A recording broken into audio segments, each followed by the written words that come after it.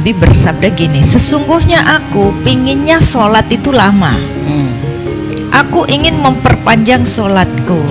Tapi kemudian aku mendengarkan seorang anak itu lagi nangis, sehingga saya nggak mau memperpanjang sholatku. Nah, kenapa? Karena aku tidak ingin memperberat, membadikan beban dengan sholatku, mempersulit ibunya. Nabi itu sholat sambil gendong. Oh ya, pernah dengar. Gendong Umamah binti Zainab, cucunya yang dari Zainab. Kok sujudnya lama banget sih? Ada apa? Apakah ada wahyu baru, cara sholat yang baru gitu? Apa jawab Nabi? Enggak, tetap sholat seperti biasanya. Tapi ini tadi cucuku itu kan naik pas sujud, saya tidak ingin menyakiti dia. Saya juga tidak ingin sholat itu terburu-buru, sehingga saya ingin dia turun dulu dari punggungku, baru aku bangkit dari sujudku. Nah, diajarin, kok diulangin lagi, diingetin lagi. Nanti ngingetinnya setelah sholat dengan cara baik-baik, dengan bahasa anak yang bisa diterima anak-anak, sampai kita bisa mendidik mereka. Kalau bisa sampai mereka bisa ikut gerakan sholat bersama kita. Ya, emang harus sabar karena itu kan bagian dari edukasi, mendidik anak, sholat mendidik anak gitu. Gak boleh pakai kekerasan. Mendidik anak harus dengan cinta, kasih, dan sayang. Hubungan manusia itu bukan hanya membangun hubungan dengan Allah, tapi hubungan dengan manusia. Hablum minallah dibangun, hablum minan nasnya juga harus terbangun. Jangan sampai kita mencintai Allah tapi lupa mencintai makhluk Allah. Merahmati, sayangnya, mengabdikan diri kepada Allah luar biasa, tapi lupa perintah untuk mengasihi, mencintai, menyayangi, dan mengurangi beban hidup manusia, mencari solusi masalah. Jangan sampai mengabdi pada Allah justru menambah masalah, menambah beban hidup manusia. Harusnya ketaatan kepada Allah itu berdampak sosial, berdampak baik kepada kondisi lingkungan masyarakat, hubungan kita dalam membangun hubungan sosial. Misalnya kerja, pulang, kalau bisa dipercepat untuk nolongin ibunya, membantu di rumah, istrinya.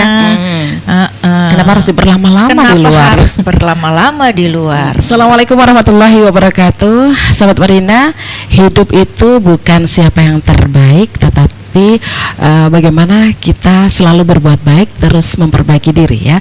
Semoga kita termasuk orang-orang yang istiqomah untuk terus berbuat baik, dan kita termasuk golongan orang-orang yang mendapatkan rahmat dan ridho dari Allah dari semua kebaikan kita. Amin. Bertemu lagi untuk program Islam Corner, kajian kitab Nabiur Rahmah, baik yang disiarkan live lewat YouTube Madinah TV, podcast Madinah TV, maupun live lewat radio di 99,9 FM. Saya Rosania masih bersama dengan narasumber utama kita, Bu Nyai Dr. Hajah Lulu Farida Mukhtar, SAG MPDI. Baik, monggo nih. Assalamualaikum warahmatullahi wabarakatuh. Waalaikumsalam warahmatullahi wabarakatuh. Alhamdulillah wassalatu wassalamu ala Rasulillah, la haula wala quwata illa billah, amma ba'da. Puji syukur kehadirat Allah dan salat serta salam kita tujukan kepada Nabi Agung Muhammad sallallahu alaihi wasallam. Semoga kita semua mendapat syafaatnya. Amin. Sekarang lanjutan hadisnya apa nih? Sekarang masih di bab sholat juga. Ini masih ada hadis masih terkait dengan sholat. Bagaimana Kanjeng Nabi itu rasa cinta, kasih sayang, kerahmatannya itu luar biasa. Bahkan dalam kondisi sholat pun, ketika ada anak-anak atau ada ibu-ibu yang punya anak, itu jadi pertimbangan bagi Nabi bagaimana menjadi imam sholatnya. Ini ada hadis dari Sahih Bukhari. Nah, di hadis ini dari Abdullah ibni Abi Qatadah, dari bapaknya Abi Qatadah, dari Nabi pernah bersabda, inni la aqumu fi sholati uridu an utawwila fiha fa asma'u buka as-sabi fa atajawwazu fi sholati karahiyatan an asyqa ala ummi. Nabi bersabda gini, sesungguhnya aku pinginnya sholat itu lama. Aku ingin memperpanjang sholatku. Tapi kemudian aku mendengarkan seorang anak itu lagi nangis. Sehingga saya nggak mau memperpanjang sholatku. Nah, kenapa? Karena aku tidak ingin memperberat, membadikan beban dengan sholatku, mempersulit ibunya. Yang dipikir bukan hanya anaknya, ibunya. Ibunya pasti bingung ini, aduh aku kok nangis. Sholat sambil mikir begitu nanti. Ya itu. Jadi jangan egois ya, jangan egois, mementingkan diri sendiri, membangun hubungan dengan Allah, tapi melupakan hubungan dengan manusia. Di hadis ini Kanjeng Nabi mengasihi manusia, merahmati manusia, merahmati siapapun, termasuk dalam kondisi sholatnya. Sehingga ketika sholat itu Kanjeng Nabi mendengar suara tangisan bayi, mungkin makmumnya ada yang ibu-ibu bawa anak, atau mungkin Nabi sendiri kok dengar anak bayi ya, maka Nabi mempercepat sholatnya. Ya, jadi mempercepat sholat itu bukan sesuatu yang salah. Kenapa? Karena ada hal yang harus dipertimbangkan. Hubungan manusia itu bukan hanya membangun hubungan dengan Allah, tapi hubungan dengan manusia. Hablum minallah dibangun, hablum minan nasnya juga harus terbangun. Jangan sampai kita mencintai Allah tapi lupa mencintai makhluk Allah. Merahmati, sayangnya, mengabdikan diri kepada Allah luar biasa, tapi lupa perintah bahwa Allah juga memerintahkan kita untuk mengasihi, mencintai, menyayangi, dan mengurangi beban hidup manusia, mencari solusi masalah. Jangan sampai mengabdi pada Allah justru menambah masalah, menambah beban hidup manusia. Harusnya ketaatan kepada Allah itu berdampak sosial, berdampak baik kepada kondisi lingkungan masyarakat, hubungan kita dalam membangun hubungan sosial. Dalam kondisi apapun kita harus mempertimbangkan kondisi sekitar kita, termasuk dalam kondisi sholat. Ada anak kecil yang kita pikirkan bukan hanya anak kecilnya, ibunya. Nah, ini termasuk suami-suami, bukan hanya sholat aja bisa dipercepat kok. Apalagi yang di luar sholat, yang tidak yang itu bisa menjadi pilihan gitu loh. Nggak ada kaitan hal yang kewajiban terhadap Allah. Misalnya kerja, pulang, kalau bisa dipercepat untuk nolongin ibunya, membantu istrinya. Kenapa harus berlama-lama di luar? Harus berlama-lama di luar. Nah, ini masih di hadis yang serupa ini ya. Dari Abi Qatadah Al-Ansor bahwa Rasulullah SAW saat sholat kana yusolli wa hamilun Umamah binta Zainab binti Rasulillah wali Abil As ibn Rabi'ah bin Abd Syam fa idzan sajada wa du'aha wa idza qama hamalaha. Saking sayangnya Nabi pada anak-anak, jangan sampai sholatnya itu mengganggu hubungan dengan kemanusiaan. Nabi itu sholat sambil gendong. Oh ya, pernah dengar. Gendong Umamah binti Zainab, cucunya yang dari Zainab. Gimana caranya? Boleh sholat sambil gendong? Boleh. Pada saat sujud, pada saat ruku, biar nggak jatuh ditaruh dulu. Begitu berdiri diangkat lagi. Begitu. Jangan sampai yang penting sholat anaknya kejungkel.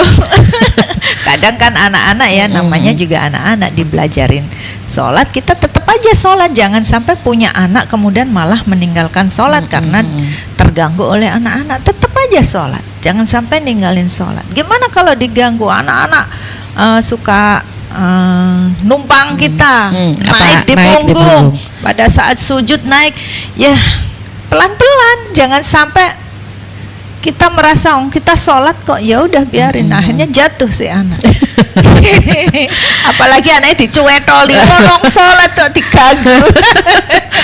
Nggak boleh. Jadi tetaplah kasih sayang itu dalam bentuk apapun, dimanapun, sayangi orang-orang sekitar kita dengan cara kita. Paling anak-anak berbuat seperti itu ya hanya sebentar aja, nggak akan seterusnya. Paling juga punya usia mengganggu sholat kita itu juga tidak selamanya. Dan ya, itu kita, adalah proses pendidikan. iya, Mbak, bagian dari ini. Kalau anak-anak sudah tahu, pada saat sholat Ini nggak boleh di ini, mereka akan nanti tahu. habis sholat dibilangin kalau mama lagi sholat, ayah Adik yang- lagi sholat, adik yang duduk, duduk. ayo ikutan sholat, kalau bisa diajak sholat.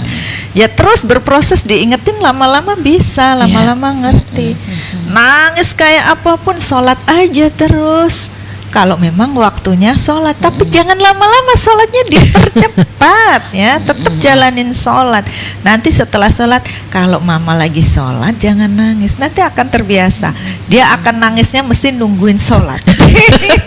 Nanti dilanjutkan nangisnya. Itu mamanya, papanya sholat diem dulu. Begitu wassalamualaikum, wah langsung nangis. Karena sudah terbiasa dan itu butuh proses pendidikan. Oke. Oke, ini masih juga Masih ada tentang waktu ya sholat. soalnya. Masih ada waktu Ya, kan? masih ada waktu. Di hadis Sunan Nasa'i, an Abdullah bin Syaddad an Abihi qala abi. Suatu ketika Rasul itu di salah satu sholatnya gendong Hasan, kalau nggak Hasan dan Husain. Kalau tadi kan gendong Umamah binti anak perempuan, cucu perempuannya. Sekarang gendong cucu laki-lakinya bernama Hasan dan Husain. Lalu apa yang dilakukan? Caranya gimana sholatnya? Maju sholat sambil gendong gitu, kemudian takbir, fasolla fasajada, kemudian sholat seperti biasanya, kemudian sujud. Pada saat sujud, ternyata Nabi itu sujudnya di antara dua punggung si Hasan Husain itu. Jadi nggak apa-apa misalnya ya, anak-anak ditaruh di depan, kemudian di bawah gini loh. Nah, kemudian sujudnya agak lama supaya nggak sampai keblekan. Jadi gimana caranya supaya aman gitulah. Namanya anak-anak sudah ditaruh supaya nggak keblekan pas saat sujud. Ternyata anaknya itu sudah si Hasan apa Husain punggung ya. naik punggung Nabi. Wahwa sajidun, padahal Nabi kondisi sujud. Biasa kan anak-anak kalau orang lagi sujud malah naik di punggungnya, dikira jaranan. Main kuda-kudaan atau apa. Begitu selesai sholat, orang-orang bertanya, ya Rasulullah, innaka sajadta baina dhahraini sholatika sajadatan ataltaha hatta dhananna annahu qad hadasa amrun au annahu yuha ilaika. Nah, orang-orang kan nggak ngelihat kalau Nabi pas sujud dinaikin kan, semua makmumnya pada sujud semua. Cuma kok lama ya sujudnya sujudnya. Kanjeng Nabi, sehingga begitu selesai sholat Tadi kok lama ya? tanya Nabi, kok sujudnya lama banget sih, ada apa? Apakah ada wahyu baru, cara sholat yang baru gitu? Apa jawab Nabi? Enggak, tetap sholat seperti biasanya.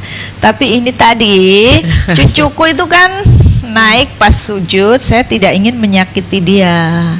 Saya juga tidak ingin sholat itu terburu-buru, sehingga saya ingin dia turun dulu dari punggungku, baru aku bangkit dari sujudku.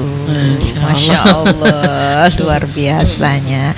Sehingga sholat itu harus tetap mempertimbangkan, boleh sambil gendong. Kalau anaknya naik gimana, jangan sampai langsung ngikuti syarat rukun, takut batal sholatnya, kemudian anak kejungkel pas lagi gendong sini. Iya, malah jadi molo.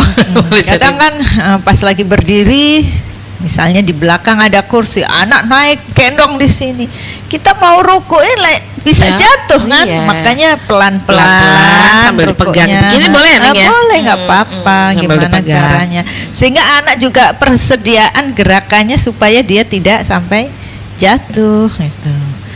Kemudian bangkit lagi juga gitu, pelan-pelan saja. Kemudian sujud, apalagi sujud. Nah, pas senang gitu anak-anak naik gitu. Nah, itu mungkin pengalaman pertama kayak gitu. Berikutnya ya anak-anak tetap harus dididik, jangan dianggap memang anak-anak terus nggak dididik, tetap dididik. Kalau papa lagi sholat, mama lagi sholat, nggak boleh gitu, nggak boleh naik-naik. Nah, diajarin duduk dulu. Nah, diajarin, kok diulangin lagi, diingetin lagi. Nanti ngingetinnya setelah sholat dengan cara baik-baik, dengan bahasa anak yang bisa diterima anak-anak, sampai kita bisa mendidik mereka. Kalau bisa sampai mereka bisa ikut gerakan sholat bersama kita. Ya, emang harus sabar karena itu kan bagian dari edukasi mendidik anak, ya, sholat mendidik anak gitu. Gak boleh pakai kekerasan. Mendidik anak harus dengan cinta, kasih, dan sayang. Iya. Nih waktunya itu ruang utama sudah memanggil. Oke, sampai ketemu. Alhamdulillah. Senin ke depan, semoga Insyaallah, manfaat dan barokah. amin. Kalau ada kekurangan salah khilaf mohon dimaafkan dan semoga Allah mengampuni dosa. Amin. Allah. Tentunya terima kasih banyak ya kebersamaannya. Insyaallah kita ketemu lagi di dua Senin mendatang. Mari kita tutup dengan doa kafaratul majelis. Subhanakallahumma wa bihamdika asyhadu an la ilaha illa anta astaghfiruka wa atubu ilaik. Wallahul muwaffiq ila aqwamit thoriq. Wassalamualaikum warahmatullahi wabarakatuh.